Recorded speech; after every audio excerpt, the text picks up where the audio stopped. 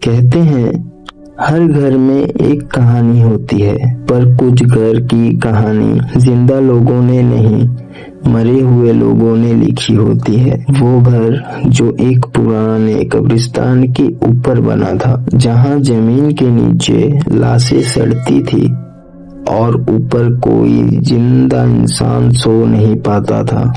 एक पुरानी जीप रुकती है, दरवाजा खुलता है, उसमें आरब बैठा था। आरब एक शहर का आर्किटेक्ट था। उस गांव में आता है। वो उस पुराने बंगले को रेनोवेट करने आया था ताकि उसे होटल बनाया जा सके। गांव के लोग उसे चेतावनी देते हैं, साहब वो घर मत लेना, वो जगह कब्रिस्तान के ऊपर बनी है। आरब हंस देता है, भूत प्रेत जैसी कोई चीज नहीं होती।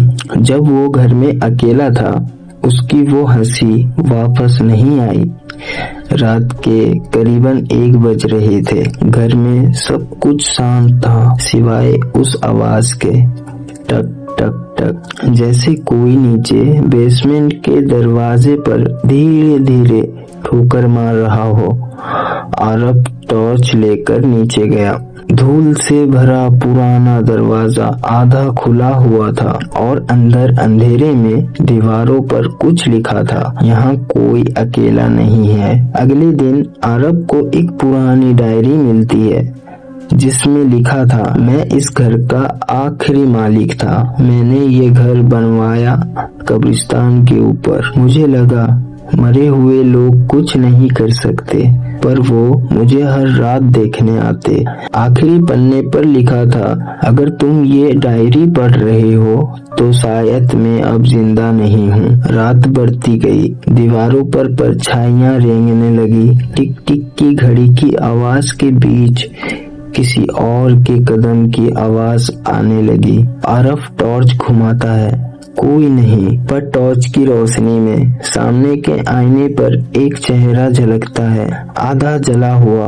आरब पीछे मुड़ता है, कोई नहीं। वो आईना अपने आप टूट जाता है। आरब अब वो बेसमेंट में वापस जाता है। वहाँ जमीन पर एक पुराना ताबूत था जो आधा खुला पड़ा था। वो झुककर जैसे देखता है, अंदर से कंकाल नहीं बल्कि अपनी जैसी एक लाश पड़ी थी, उसी कपड़ों में, उसी चेहरे के साथ। आरब डर के मारे पीछे हटता है, पर ताबूत में पड़ी उसकी ही लाश की आंखें खुल जाती है और फुसफुसाती है, अब तू नीचे रहेगा, मैं ऊपर जाऊंगा। अगली सुबह गांव के लोग घर पहुंचते हैं। बंगला फिर से शांत था। दरवाजे पर बस एक ही चीज पड़ी थी, वो डायरी, जिसके आखिरी पन्ने में लिखा हुआ था, अब मैं घर का नया मालिक हूँ और हाँ, यहाँ कोई अकेला नहीं है। कभी अगर तुम्हें कोई घर बहुत ही सस्ता मिले तो पहले ये जरूर देख लेना,